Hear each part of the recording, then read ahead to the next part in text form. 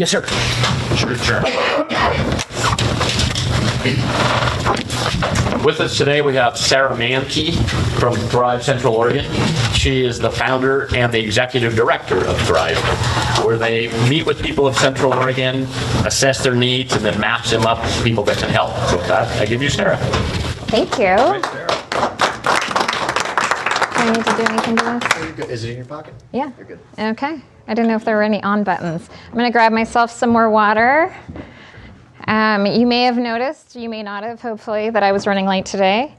There's a closed primary intersection in Bend that I keep forgetting about. So that always makes it tricky when I'm trying to get to where I want to go. Yes, my name is Sarah Manhke. Let's see if this works here so I can click my slides along as we go. Thanks for having me. I go to a number of gatherings such as this, and you should know that I have never heard about so much community involvement as I have at this meeting. And I've done this for years. So it's really fun. It's really fun to sit back there and be part of the audience and hear everything you're doing in our community. Thank you. Thank you for doing that. So I want to start with that. I founded Thrive about 10 years ago, and then it was closer to 8 years ago that we were incorporated. That first beginning part was me trying to figure out, what am I doing? I was leaving my work at Deschutes County Behavioral Health as their homeless outreach coordinator, and really wanting to take that kind of model into the community of increasing access to resources. I love resources. I specifically love housing. And so I wanted to help more people understand what was available in our community. We have so many things available, and they can be hard to find, hard to navigate. And so the whole foundation, the foundational idea of Thrive was, am I blocking the screen? Okay, thank you. The foundational idea of Thrive was to put resources where people are and help them connect to things. So my job, and now my team of 17, our job is to know what's available, so that folks can come meet with us at any of our designated locations across Central Oregon, or call us on the phone or email us and connect to what they're after. I'm going off script because I'm terrible at scripts. There's more information about us over there that you're welcome to grab later. And then I think a lot of you have those kind of infographic sheets at your tables. So that's reflective of what we do. So yeah, our team has really grown. The first 2 years it was me. Most recently, last week we hired one new person. Next week we have another new person coming. And we have drop-in sites across Central Oregon in all of these communities that are open to the public Monday through Friday, designated times and locations, and people can come and sit down with us to talk about whatever it is they want to work on. I very much went into this with, I need to, keep gathering as much information as I can about all the resources. So healthcare, legal supports, domestic violence supports, housing, utilities, basic needs. And we still do that. And 80% of the time, housing is what people are after. So 80% of the time, for us, what that looks like is a phone call or an office appointment or a drop-in where someone comes in and says, I just got a notice from my landlord, I have to move in 3 months. Or I have a fixed income, my rent's going up, my income isn't. How can I get creative? So we're doing a lot of housing applications, a lot of helping people navigate the system of, is it subsidized housing that you might qualify for, or can we sign you up for a housing voucher through Housing Works, our local housing authority? Just getting really creative about ways to pay for housing. Sometimes we run out of ideas on housing, or we don't run out of ideas, but we run out of options. We run out of slots for more affordable options for housing. And so then we're getting creative with what utilities can we help find assistance for to free up money for housing? Or do you get assistance with your Medicare premiums? Maybe do you qualify for that? And that frees up money for housing. And so, so really digging into all of those things. As listed here, we also do a lot of work with health. So helping people sign up for health insurance, access health insurance, maybe find mental health providers. It's really, the options are endless. They're listed here as kind of a basic synopsis of what we do, but it's also very common that someone shows up with their mail and says, I am overwhelmed and I don't know how to process this. Or I got this notice from the utility company or from St. Charles and I don't know what it means. And so we're helping people process all of that. Employment supports, we're helping people maybe create a resume, update a resume, do a job search, maybe connect them with a job coach, employment services that they might qualify for.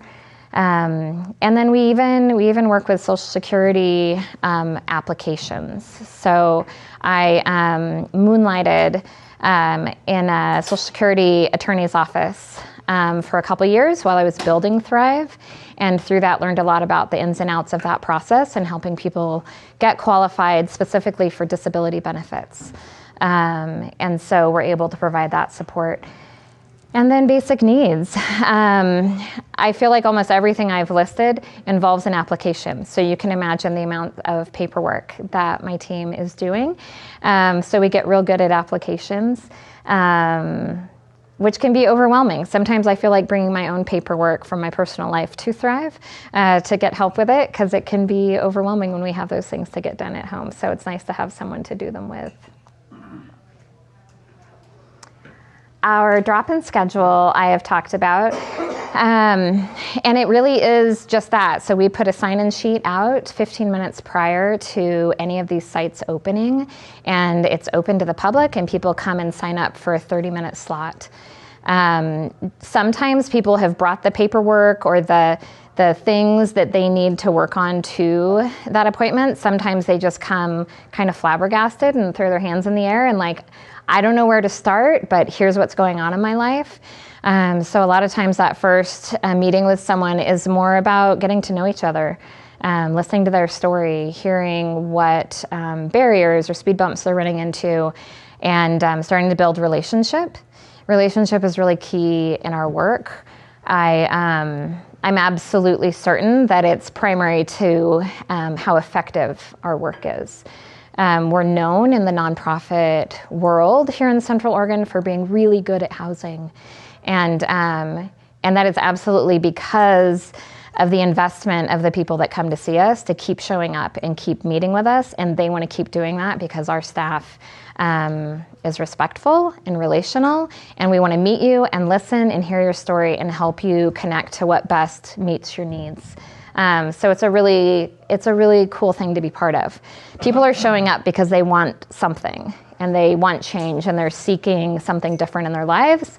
And so it's a really, and not to discount how hard it is too, right? But it's really cool to work with someone who's excited and pursuing the stable housing they're after, or the job they're after, or the transportation to help with the kids, or the, whatever it is.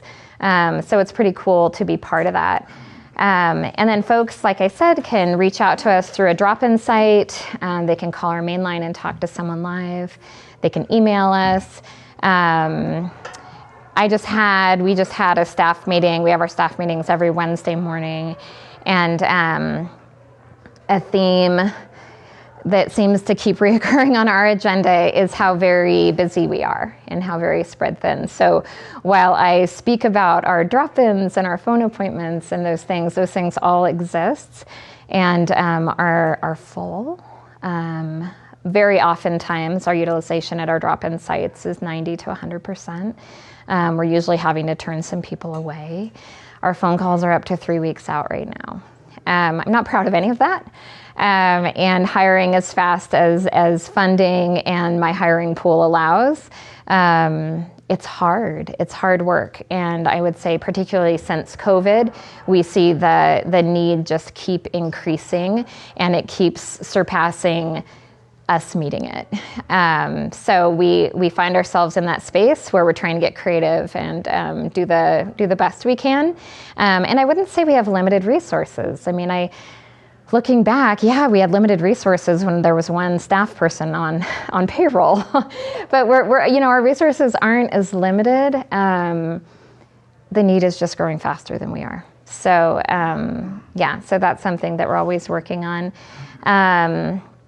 Our website offers a lot of information, so sometimes that's helpful to individuals or agencies that can't get to a drop-in, or their phone appointment scheduled 3 weeks out. They can go to our website and print off pretty clear and area-specific resource sheets for food, basic needs assistance, veteran services, shelter services, mental health services.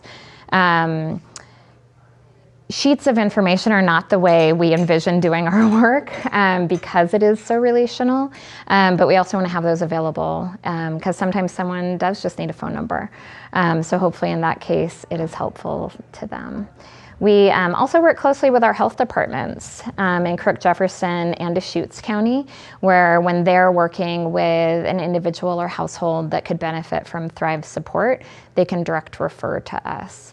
So that can be a strategy too, to help people get in a little sooner to meet with us to work on the housing or whatever need it is that they're trying to address. Since COVID, yet again, this was a little COVID silver lining for us. Prior to COVID, we had never had funds internally to help pay for housing. And with COVID came access to money to actually pay for people's rent assistance or deposit assistance. We got really used to having that money. I like it a lot. And have been able to, not to that level, but have been able to keep procuring funds for that since. So right now we tend to have around $20,000 a month that we're able to put back out into the community. Some of that came to us, 100% of our donations go into our housing funds. So some of that's through donations and some of that's through grants that we've been awarded. $20,000 goes real quick. Our average payment's around $1,300. But it's still really empowering for our team. It's still really great to have that kind of money internally, particularly when so much of what we're doing is housing. We do have priorities around that funding for our households that are lower income, that maybe include someone with a fixed income, dealing with disability, domestic violence, maybe households of color, families. So we try to support those in our community that we see having the least access to supports. So it's something, and we love that. So that's a big part of what we do. Our clients are an average age of 56, pretty close 50-50, male and female. We see a large amount of families, folks with a disability. 88% of the folks we work with are low or extremely low income. That's defined as 50% or below area median income. If memory serves, I think 30% area and below median income is around $13,000 a year. So that kind of $13,000 to $15,000 a year is a real common income level of folks we're working with. Many people we work with have zero income. They're still working on getting approved for disability or getting connected to sustainable employment. And then close to 20% of those we serve are Latinx, so Spanish speakers, native Spanish speakers. Probably about a third of my team are also native Spanish speakers.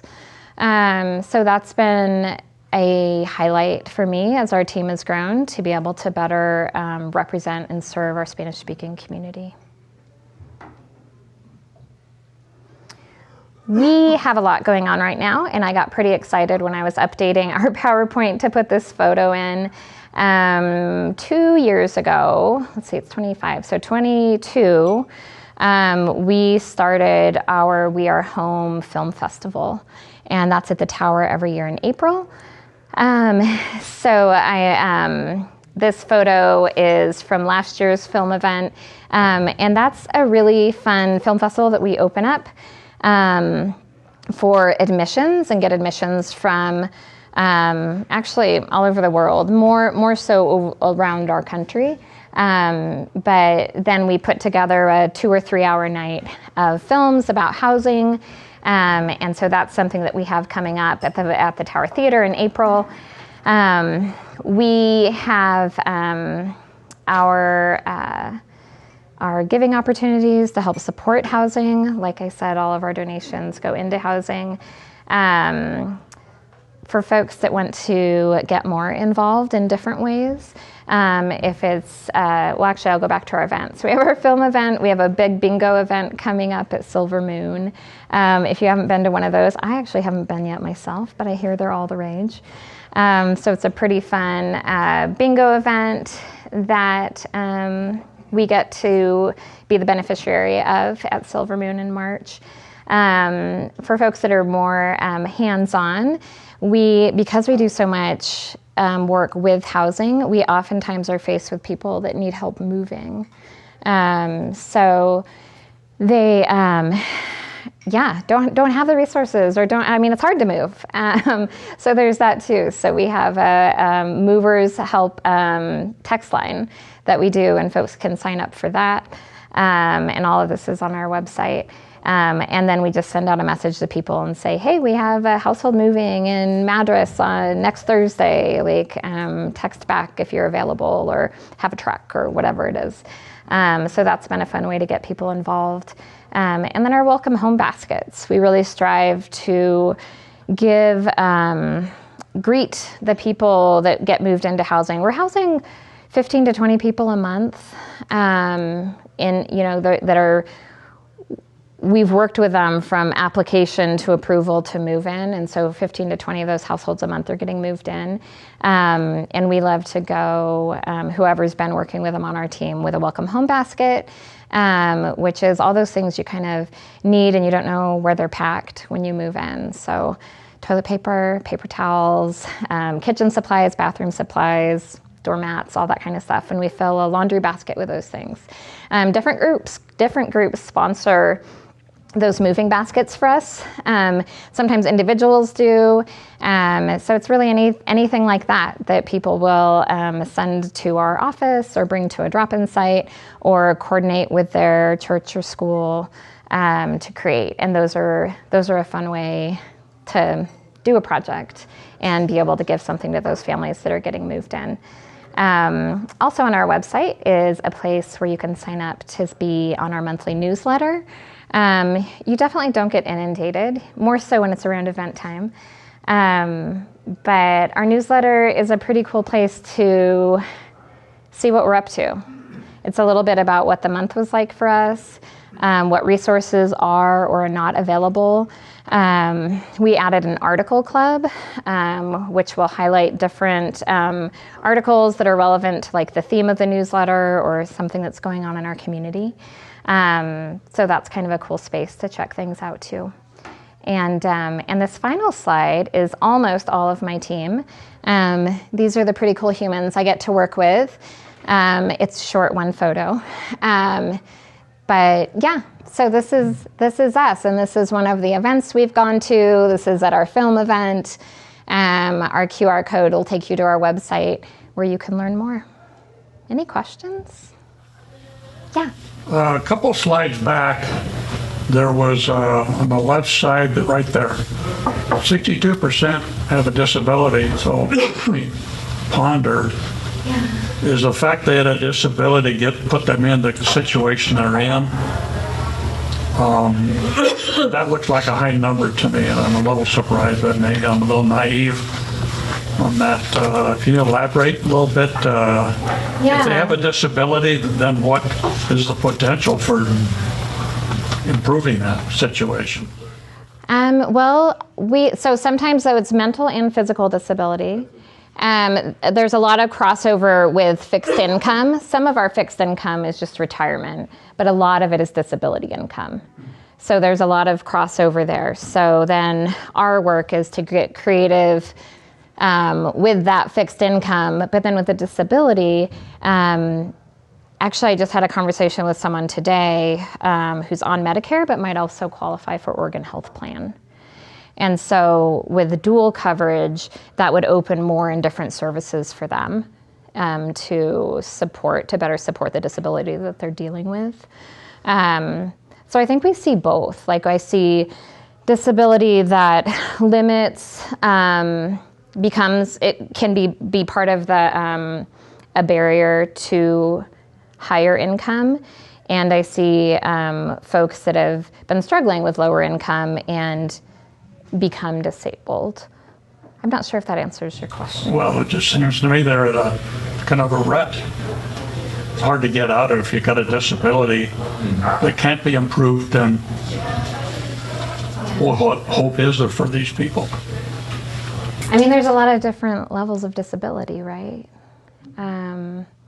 So what I'm thinking about, like work we've done to connect people to support groups, different agencies in town that might help with home modifications. When I talked about employment, there's specific employment programs that are really resourced up and specific for someone that might be living with a disability to help them with the modifications and the support they need to have employment. There's a lot out there. Yeah, well, I'm glad that you're able to help these people. Yeah, A lot me of it too. is they have to want the help because we have a disabled adult that's through Housing Works for housing vouchers, but it's getting them beyond what they're living in and seeing a brighter future for them. Yeah. And when I talk about like part of what's so rewarding in our work is that people have to show up. You know, they have to show up. And so they've shown up to a drop-in site or to, called in. And so there's that investment, which is huge in being successful. Yeah. Yeah, that's one of the rationales.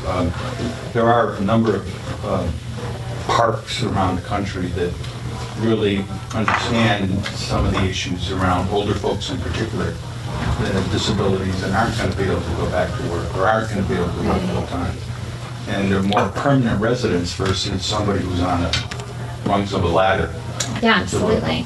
an apartment, into a house, whatever. And that's one of the rationales behind Roland, behind the Oasis Village and the really those houses that they're talking about, huts. The tiny homes. That are trying to put together now in the city. Yeah. Support them. So, those are considered shelters, unlike, let's say, parking gyms. So they can get the funding more easily to do that. But you guys, hands full with those folks too. There's a lot of different programs. But one of the examples would be getting somebody on Medicare to qualify for OHP is not an easy thing to do because OHP seems to continually lower the income that you can have to qualify. So, it's been a difficult thing. Yeah, it is. It's not that it's not challenging. The state of Oregon does a lot of things right when it comes to services and healthcare. And so I'm grateful for that. I think my job would be a lot harder elsewhere. So there are a lot of things out there. And housing-wise, our options for like permanent supportive housing, transitional housing. I've been working in housing and poverty for 20 years here in Central Oregon. And those options, those like longer term options have really grown in the last 5 years. things like Oasis Village and tiny homes and just different strategies that might not work for everyone, but will work for this group of people or that group of people. You got rooted homes that's putting together 2 developments in town. Yeah. Those kinds of things. Yeah. And whereas I used to talk about one affordable housing company, now I talk about like 4 or 5. Yeah. So does this, I know you have a passion for housing, does this morph into case management in some, Absolutely. Yeah, okay. Yeah, it's pretty rare. I mean, sometimes we meet with someone only once or twice and they get the information they need and they're on their way. More frequently, we're with them from when they come in begin initially to to when they're housed. And depending on their resources, their housability history, and what's available on the market, we might then be working with them for like a minimum of 3 months or 2 years. So we see a lot of people in that like 1 year range. So it is definitely case management, and yeah, we get to really know people too, which is cool. Cool people out there. Yeah, I love it. I can't believe it gets to be my job. So I'm really grateful. Yeah. So it sounds like the people who had your priority for housing, you're not dealing with like the stereotypical homeless people out in the junipers. These are people that already have homes and have issues or keeping it or... Yeah, that reminds me. Yeah, maybe 30% of those we work with are homeless. 70% aren't. Most people we work with are housing, their housing is unstable. Are you going to pull out that thing and the hook? Is that it? You pulled me out. Sorry, I realized I was going over. No, please. I'm so sorry. No. I'm sorry. No, I realized I was talking probably too long. Okay. Yeah, most people we work with are housed but marginally housed. So at risk of losing their housing, doubled up, tripled up, friends and family, kind of temporary situations. Yeah. Thank you. What got you involved in this? You think? Is there an event, somebody you knew? Me? Yeah. You said 10 years ago you started. Yeah, 10 years ago it was Thrive. 20 years ago it was the county. I've always worked in issues of poverty. I always was drawn to it. I was probably 7 years old the first time I noticed. Really? And it was a man sitting outside the grocery store. And he looked really dirty and really sad. That's what I remember. And I bugged my mom the whole time through the grocery store to buy him some milk. Eventually that took root and you did something about it. Yeah. It's awesome. Yeah, and in the process, we get to work with such amazing people. People are great, right? Like, we're great. And there's just like so many stories and details and things to know about people. And so it's really cool to be in that many relationships with people. Yeah. So thank you. Thanks for having me. Thank you for your questions. Someone? Yeah. Ready. Thank you. Thank you very much for coming. Absolutely. Thank you all. Yay. Do you guys ever meet with other folks? Yeah.